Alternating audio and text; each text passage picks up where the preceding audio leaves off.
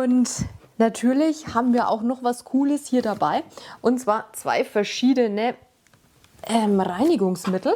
Und zwar einmal für Teppich und Polster, damit man die reinigen kann, und dann nochmal für Hartböden, die dann wiederum in Kombination mit unseren Bodenwischtüchern auch verwendet werden können.